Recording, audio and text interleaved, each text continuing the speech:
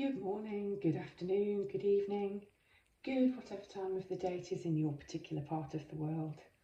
I'm Melanie, aka the Batshit Psych Chick, and I am back with another reading. This is quite a novel experiment today. Over the weekend I wanted to put together a reading for the 5th of November. It's bonfire night, fireworks, what's exploding in your life, that kind of thing. But I'm also aware that it is the day that followers in America, you go to the polls. And I kind of wanted to avoid that sort of explosive energy. So I've had these film postcards for quite a long time. And a couple of times I've pulled them out and thought about doing a reading around them. But it was never quite right. So this time I'm going to give it a go, and I'm going to look at the dramatic energy surrounding you now. These are the 3 films, the postcards for the 3 films which came out. I've done some reading around the films to try and get an idea of them. High Noon I've heard of, may have seen bits of. I don't know anything about Anatomy of a Murder or Kiss of Death. So choose however you choose, numbers, colours, the title intrigues you, a film you know, and we'll get straight into it. No messing about today. If you're not already, please make sure that you like, share, subscribe, or leave a comment. It's greatly appreciated. Okay, no messing around then. Pile number 1, if you chose High Noon, then this is your reading. Film poster says, the story of a man who was too proud to run. When the hands point straight up, the excitement starts at high noon. It's a 1952 film. It's a Western. A brief synopsis of the plot is that the events all take place in real time. The protagonist of the film has been the town marshal. He's retiring, he's recently married, he's planning to move to a new town and start a civilian lifestyle. News arrives that a criminal that he convicted of murder has been freed and will be arriving on the noon train. A chain of circumstances mean that the person who is coming in to replace him as the town marshal won't arrive until after the event. So the town effectively will be left without anybody in charge of law and order. It becomes quite complicated with this. Our protagonist, his newly married wife, wants to leave town and wants to get on the train. She tells him she's doing that without him. She's a pacifist, she doesn't believe in fighting. Our protagonist goes to a number of characters in the town, many of whom, for selfish or cowardly reasons, refuse to stand up or to take the lead. Our hero resists kind of bribes or deals. The only person, ironically, is a young man who is prepared to stand behind him. He's a teenager. The showdown ends up happening. All is well in the end, and our protagonist goes off with his new wife. She does relent and she does come back to stand beside him, and she puts aside her pacifist values and gets involved to protect her man. So this appears to be standing up, doing what you consider to be right in the face of adversity, perhaps with the potential of risking or losing someone who's important to you. Okay, let's see what the cards say. So what is the dramatic energy surrounding you now? Pile number 1.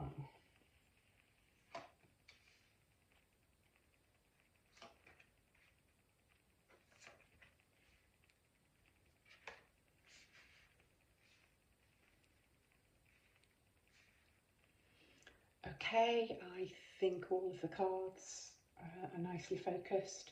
I don't know if I held this up to the camera. Just have a look, let you have a look at that. It was based on a novel, by the way. I think it was called The Tin Star. Star, it's a symbol of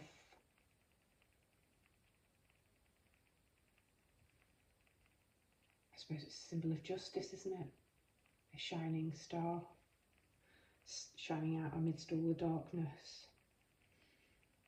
Okay.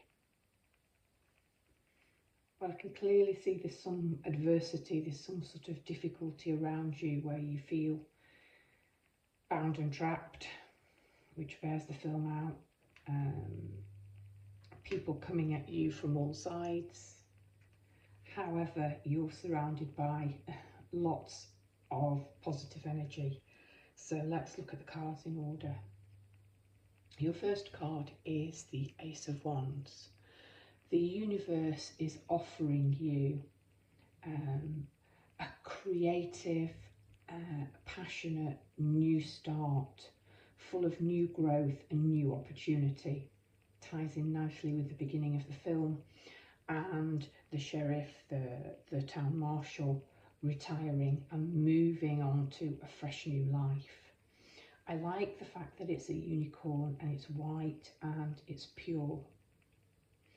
The unicorn's horn is shining and the wand is shining.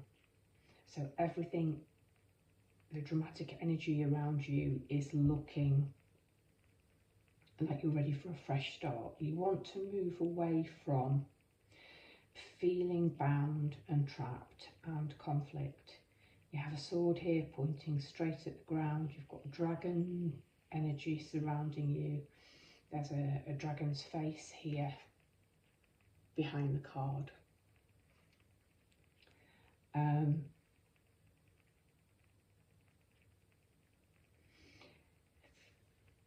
You are wanting to move away from feeling trapped by circumstances. I think you want to be a master or mistress of your own destiny. And you are looking forward to this fresh new start. Okay, it's an empowering fresh new start, full of new growth. You've got the Emperor who's showing up here as the great green man. We've got the acorns underneath. Abundance. From small acorns, mighty oaks do grow. That would fit with this fresh new growth, these fresh ideas, this fresh start, this moving away from feeling bound and trapped and stuck. But we move back to the bound and the trapped and the stuck energy. And it's quite remarkable really how the film's playing out, because the guy is being pulled back into a situation he doesn't want to be pulled back into, and yet his own morality, his own sense of duty, his honour keep pulling him back into this crisis and this confrontation situation. And that's borne out really well here. So the Five of Wands is a card of conflict and fighting. Quite often it begins as a play fight and it tips over into something more serious. That's not the depiction on here. Villages are being burned to the ground. This woman has been tied to the stake and she's roaring defiance despite the odds. Then you move back into a very empowered energy but this time it's much softer and much more feminine. You've got the acorn of abundance around you, you've got your divine counterpart above you, and this very well might be coming into balance, balancing the sort of having to fight, having to defend, with the side of you that longs to escape a situation and move into something more peaceful, more grounded, more empowering. The Emperor is Aries or fire energy, but the green man here is connecting much more, I think, with the Empress and the grounded, earthy energy.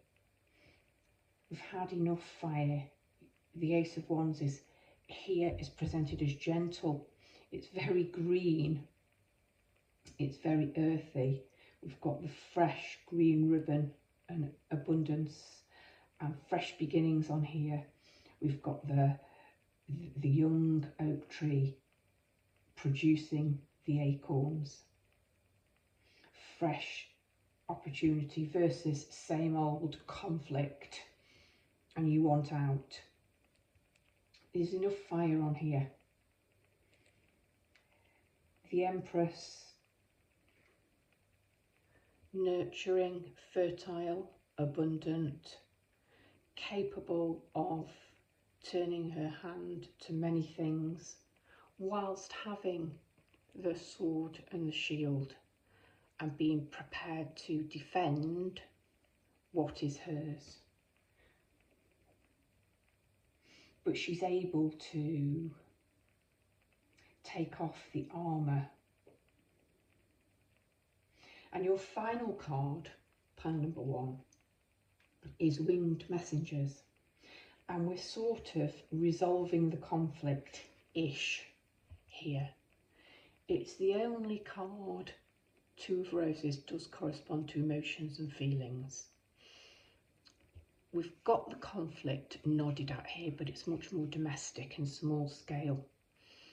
The table's set for tea for 2, and yet one of these cups has been knocked over and spilled, suggesting there's some kind of discord, disharmony around you. It's a pleasant green garden setting, and yet we've got this fiery, fiery sky. And we've got 2 messengers flying in. We have this hawk here, and then we have this dove, and both are carrying news. The dove obviously is connected to peace, and you can see an angel up there in the clouds behind the dove. It looks as if the hawk is going to get here first. But the idea behind this card is kind of at the 11th hour, and I'm just looking at high noon, at the 11th hour, news, good news, positive news comes in, which softens or which negates or which completely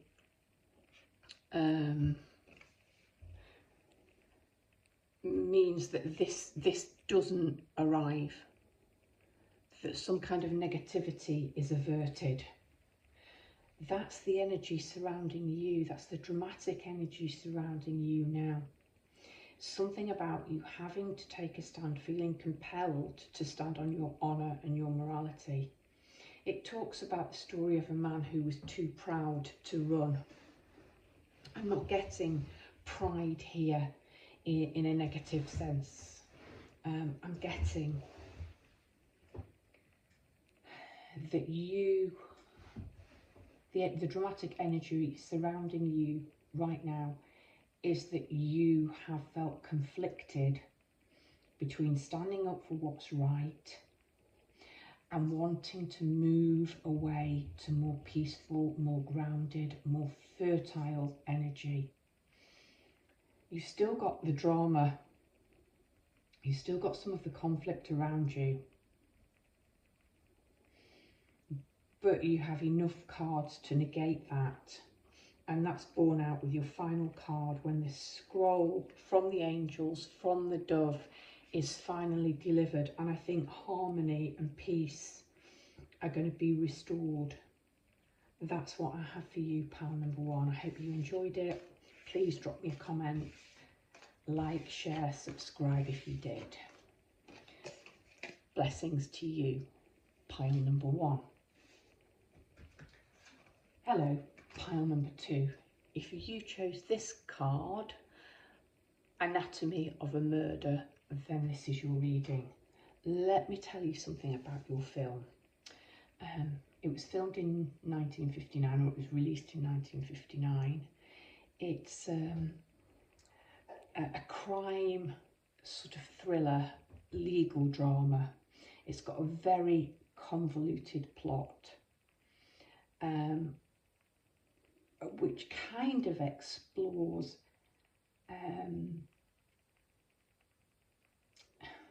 judgment, I think, from a very amoral perspective. So the central character, the protagonist, is a lawyer. He's been a former district attorney who wasn't re-elected, and he's sort of semi-retired and spends his day fishing with his friend who's got a drinking problem. He's contacted by a wife to defend her husband who's upon a murder charge. Now, interestingly, the guy that's up on a murder charge never says that he didn't do it. But our protagonist, the lawyer who defends him, advises him to plea on a term called irresistible impulse, which is the same as temporary insanity. So he has killed the owner of a bar hotel, who he alleges, and his wife alleges, was raped by him. And the irresistible impulse is, on finding this, he was driven to such anger.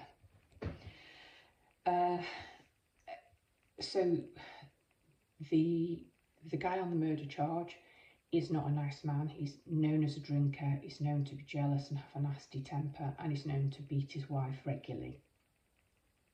The wife doesn't come across as particularly sympathetic either. She's highly flirtatious. She too drinks a lot. She flirts with the lawyer and makes suggestions to the lawyer. There's lots of convoluted twists and turns in the trial. The lawyer, I think, essentially comes across as a good man. One of the witnesses he wants to put on the stand has been accused of being the bar owner's mistress. Our lawyer finds out that she's actually his illegitimate daughter, and to put her on the stand would force her to reveal this in a time when it was considered a shameful secret, and he attempts to protect her. It comes out in court. I think it's revealed by the prosecution. Anyway, the upshot of it is the man accused of murder is acquitted. The lawyer goes round to collect the money that's been promised, and there is a note left saying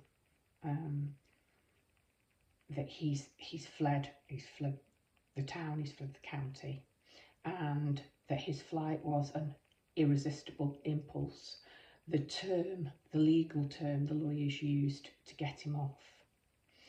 So the audience is left unsure whether the husband committed murder in full knowledge of what he was doing.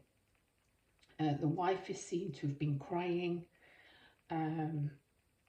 Is she assigned to life with this violent man? Was she raped, or was it consensual? There are lots of grey areas surrounding this legal drama, so I think there might be lots of grey areas about right, wrong, morality, whether justice has been done or will be done.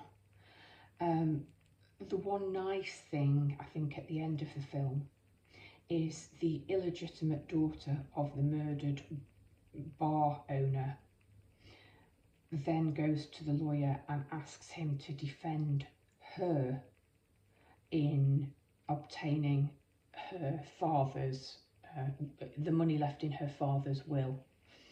And one of the lines is, it will be poetic justice, i.e. my father wasn't given justice, but you fighting for his money for me, the illegitimate daughter, will in fact be justice. Okay, so anatomy of murder, a dissection, an investigation to get to the root of something.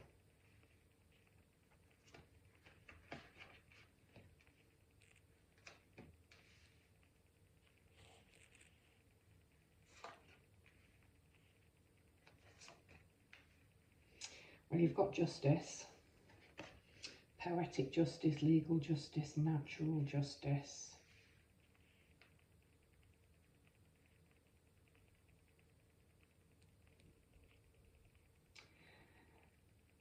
Okay, you've got cups and cups, you've got the Chariot, which is water. This is emotions. Fire, air. Fire, air, again. Okay, pile number one had a different ace, but in this position. This is the Ace of Wands. So you are being offered a begin again, a fresh start emotionally.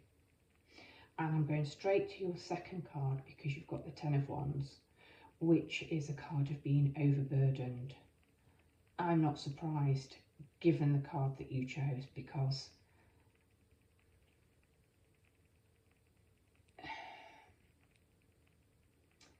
nobody seems to know what is right or wrong, or what is moral or immoral. Is it just to kill a man you believe has raped your wife? Is it reasonable to expect that you might lose your mind in that situation? Is somebody playing the justice system? Is justice meted out to the females in the film?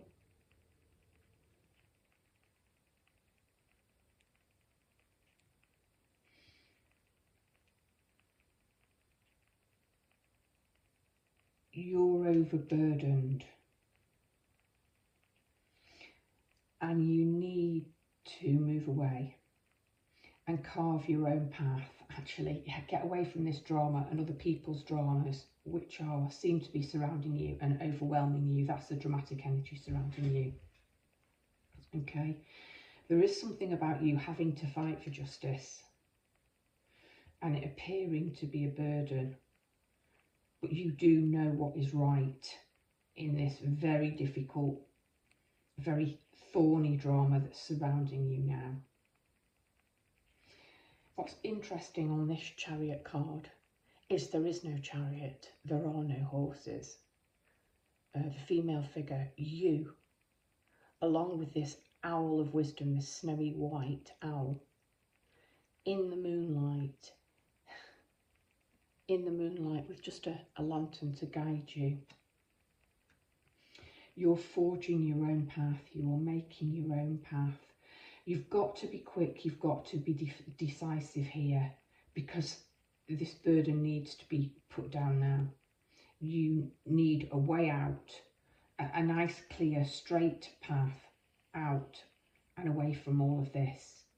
You are being given the chance to get away from all of this emotional drama, to put these 10 wands down and create something new and fertile with them in a place of your choosing. The gods, because this is Tyre, I think, and he is a just and fair God. The gods are protecting you. This could almost be a god's birth, with all the gods and goddesses around, offering gifts of protection. I think there is strength, there's intelligence in there, there's happiness. You are being divinely blessed, or you need to remember back that you've always been protected. I'm looking up at this wolf here, looking at me. And wolves are very protective and wolves are very loyal. You need to move away from these kind of amoral people.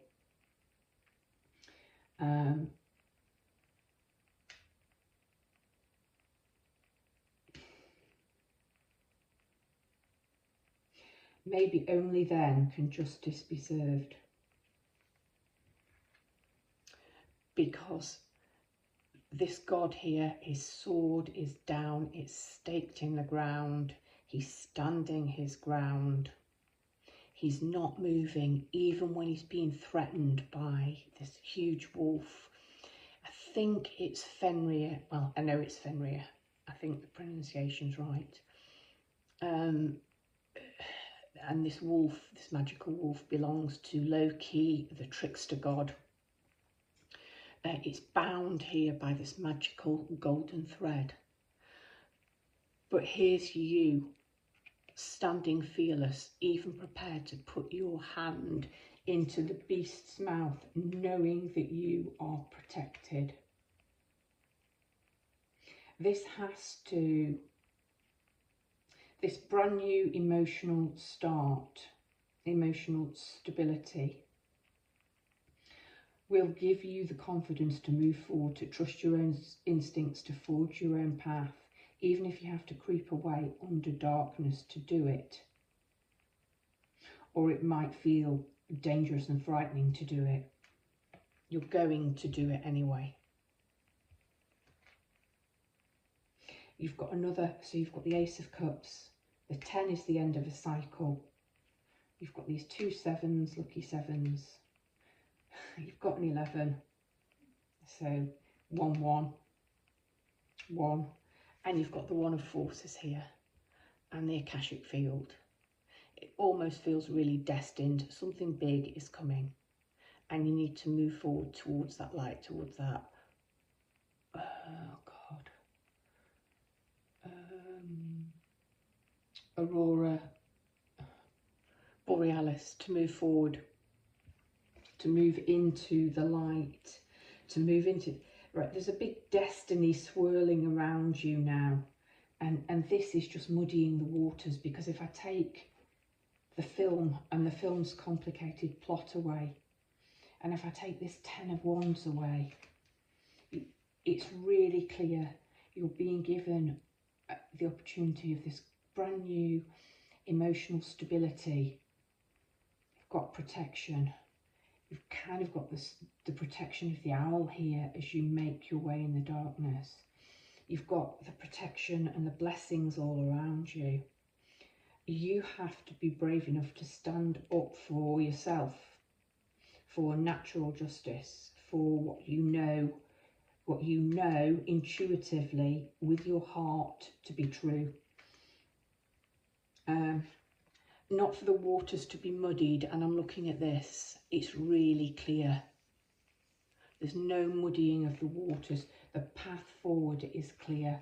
What needs to be laid down are these 10 of Wands, are the dramatic energy of other people around you who all have an agenda, who are fairly amoral. Not immoral, amoral. And actually you don't want to be part of something which is blurred, which is complicated. You want to stick to your guns, and you need to escape the drama. Yeah, it's even making these 2 unicorns lock horns. You've got the crossed ones there. Yeah, you're getting a big cancel out, cancel out, cancel out. Pile number 2, the dramatic energy surrounding you is very muddled, very muddy, very complicated. It's other people's dramas, I think you're pretty happy fishing with your mate at the beginning of the film, and you don't need to be involved in other people's dramas. You need to rise above it and focus on your own emotional contentment. Pile number 2, that has been your reading. If you liked it, I hope you will give it a share, a like, a subscribe. Blessings to you. Hello, pile number 3. If you chose this card, this film, Kiss of Death, then this is your reading.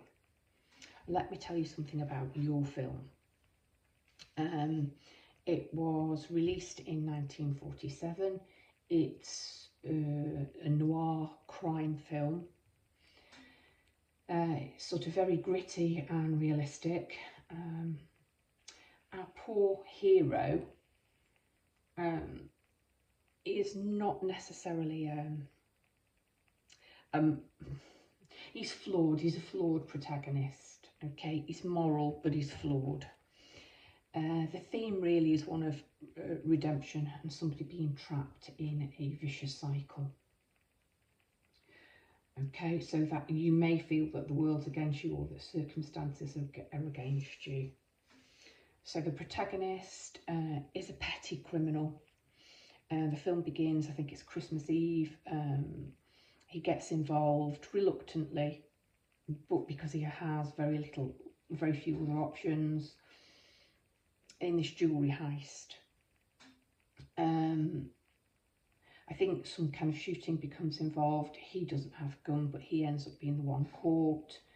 He goes down, he doesn't name his accomplices. He takes the rap completely for himself because he believes that his fellow accomplices and his lawyer will look after his wife and children whilst he's inside. His redemptive arc really is his love for his family, particularly his children. Sometime into his sentence, his wife dies under very suspicious circumstances, and his children are taken into an orphanage, and he's supported by a girl who used to babysit for them. She eventually becomes his wife, and we do have a happy ending. But this man is desperate. He doesn't want his children to be in an orphanage, and he's given the opportunity to inform upon his cellmate, who is some kind of real psychopathic murderer. And all kinds of deals are made and broken around him. He does everything that's asked of him. He's told he'll never have to testify against this man. He does testify against him.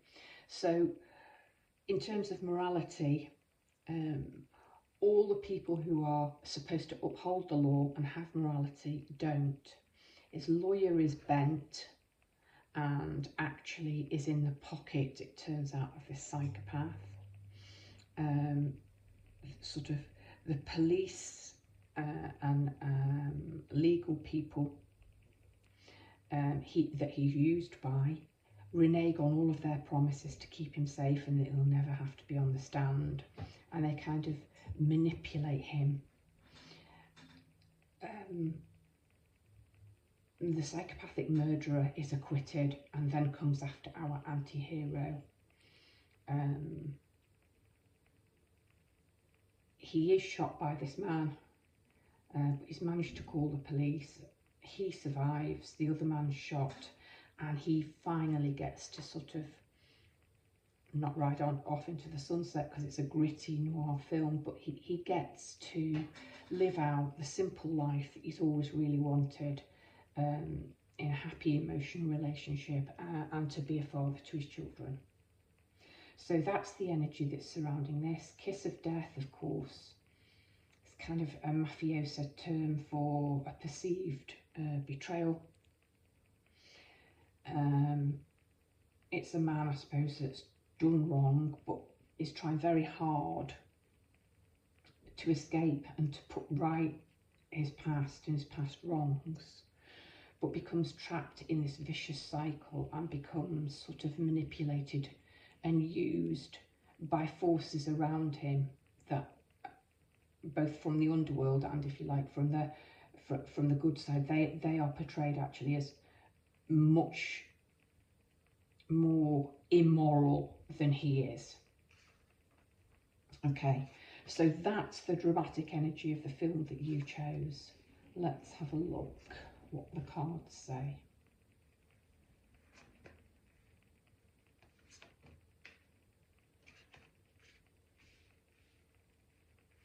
Nice, this is actually really nice. Yeah. Well, let me tell you that you do end up sort of going off, not into the sunset, but into the summer. You've got the Lovers, you've got the Nine of Cups. Okay, it's really clear. You begin with Judgment. Okay, so I began by saying you may feel trapped by circumstances. You may feel that whatever you do to try and get yourself out of this dramatic energy that's surrounding you, you keep getting sucked back in. Life keeps kicking you in the teeth. You keep getting pushed down. You keep trying to better yourself, but you can't. You're almost on your knees here, praying, begging for divine judgment, asking the heavens to recognise you and that you are trying desperately hard to improve your situation and to get out of the dramatic energy that's surrounding you now. Okay, and then you have the Knight of Swords. Okay, so the knights all have a mission. Okay, the Knight of Swords is usually a mission of truth. He wants to bring clarity and justice and judgment to a situation. What I like about this is there's a trust bond being formed here before the knight gets onto her horse or dragon. So there's not the speed that's usually involved. It's taking the time to discover the truth and to trust. You've got another major arcana on the other side of Judgment. You've got the Hierophant or the Pope.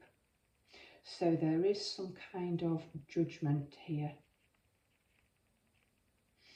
because the Hierophant dispenses wisdom and judgment. And actually, I think you have been judged here. And the Swords here, please, please, please help me cut through the truth. You're being sent, the Knight of Swords, to help you do that. In this deck, the Hierophant has the sword in her hand, and it's almost like it's been go, and you're being told move, move, move out of this, move forward, go now. And she's pointing, and you've got the dragon again. The dragon's now sitting on the Hierophant's shoulder. You've been moved. The Knight of Swords. Okay, your prayer, your plea has been heard and it's been answered. Somebody has delivered some kind of help in the form of a person or a vehicle, a situation which can move you out of this vicious cycle that you feel trapped in. Okay, and you're having a direction pointed to you, and it will be the next card. So if I were to lay this here, what you're being told to do is move forward into a much more loving energy. And I'm smiling at the irony, because the whole thing that our protagonist has fought for in the film is the love of a good woman and the love of his children. And you've got the Lovers here, and it's almost there you are sitting. Here, I think you're praying. Here, possibly praying, meditating, certainly communing with the divine. And you can't see it, but it's here, it's behind you, it's all around you. There's this rainbow.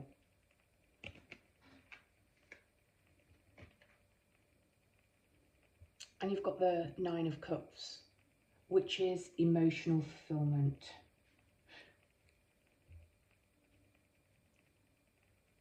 You're being moved very quickly out of this situation because it's something that you've prayed for.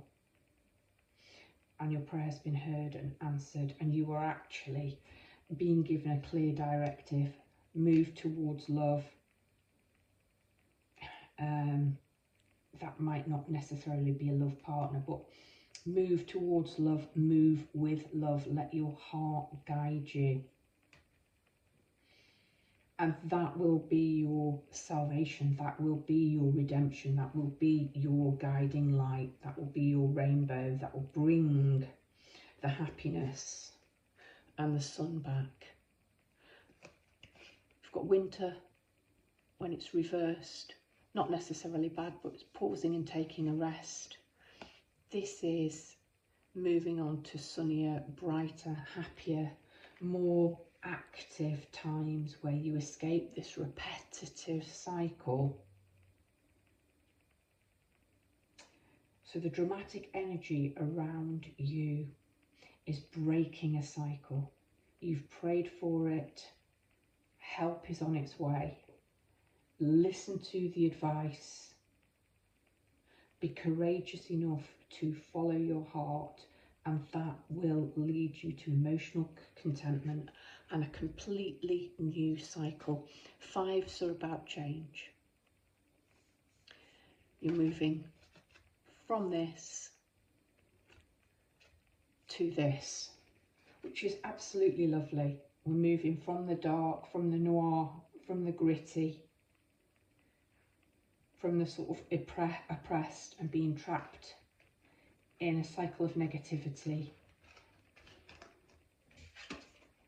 into the sunlight and into the warmth. Pile number 3, this has been your reading.